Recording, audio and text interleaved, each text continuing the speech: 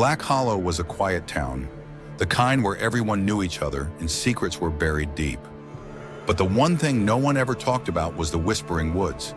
There were stories, dark, disturbing ones, about people who went in and never came back. The only survivor, a man named Tobias Grayson, had returned after 3 days, incoherent and trembling. He spoke of voices whispering in the trees, shadows with no form, and something watching him. A week later, he was found hanging from a tree in his backyard, his mouth sewn shut with thick black thread. No one ever found out who did it, but everyone knew. The woods didn't like when their secrets were told. For decades, no one dared step foot inside, until now. It started as a drunken dare. 5 friends, Noah, Emily, Jake, Sarah, and Liam, sat around a fire at the edge of town, laughing and drinking. The conversation turned to the legend of the Whispering Woods. "Come on," Noah scoffed, swigging his beer. "It's just a stupid story. No one's actually gone missing. It's probably just a place old folks use to scare kids." Sarah shuddered. "Then how do you explain Tobias Grayson? He came back crazy and then—" "Coincidence," Jake interrupted, smirking. "Maybe he wanted attention, or maybe he did it to himself." Liam, the quietest of the group, finally spoke. "There's only one way to find out." Silence fell over them. "You mean, go in?" Emily asked, gripping her drink tighter. "Why not?" Liam shrugged. "We go in, take a few pictures, and prove there's nothing there. It'll be fun." The air grew thick with hesitation, but one by one they agreed.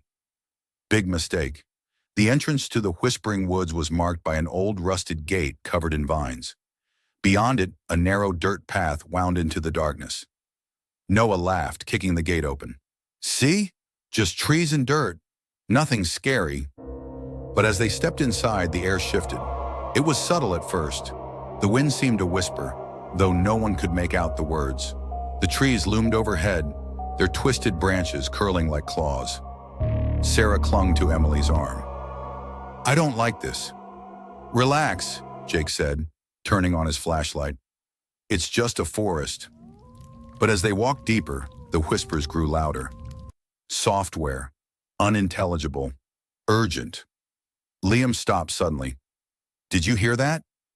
They listened. Somewhere in the distance, a child giggled. Emily gasped. That sounded like a little girl." Noah forced a laugh. "Probably just the wind." But they all knew. It wasn't the wind. As they pressed on, the woods seemed to shift.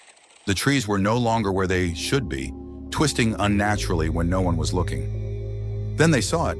A cabin. Old, abandoned. Its wooden walls rotted and covered in ivy. Liam stepped forward. "No one ever said anything about a cabin." Emily hesitated. "Maybe we shouldn't." Noah had already pushed the door open. Inside, dust coated every surface. Faded wallpaper peeled from the walls, and the furniture was covered with white sheets. A broken rocking chair sat in the corner, motionless. Then it moved, back and forth, slowly, creak, creak, creak. Jake turned pale. "Nope, screw this, I'm out." But as they turned to leave, the door slammed shut. "Bang!" Sarah screamed. Noah yanked at the handle. "It won't open." Then from upstairs, footsteps, heavy, slow, deliberate. And then, a voice. "Why did you come?" Their breaths came in ragged gasps as the voice echoed through the house. Liam shone his flashlight toward the stairs. "Who's there?" Silence.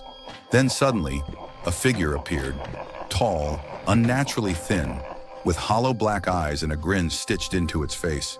Emily whimpered. "Oh my God!" The thing tilted its head, its stitched grin widened. "Run!" They bolted. Sarah screamed as unseen hands yanked at her hair. Jake tripped, scrambling to his feet as shadows crawled toward him. Liam kicked open a side door, and they burst into the woods, running blindly. But the whispers followed, closer, louder, angrier, and then Emily was gone, vanished, without a sound. They didn't stop running until they reached the clearing. "No, no, no," Sarah sobbed. "Where's Emily? We have to go back." But the trees had changed. The path they came from was gone, replaced by twisted roots and unfamiliar shadows. Noah cursed. What the hell is happening? Then, Emily's scream, distant, muffled, dying, and then silence. Jake turned to Liam. We need to find a way out. Now! The whispers grew into a deafening chorus. Shapes moved between the trees, black figures with glowing white eyes. Then Sarah was pulled into the darkness. Her scream was cut short, and just like that, she was gone. Liam and Noah ran, their lungs burning. Jake was right behind them, until he wasn't. Noah turned only to see Jake standing still, frozen, staring. "Jake, come on!" Liam yelled. Jake didn't move, his face twisted in horror, his eyes wide and unblinking.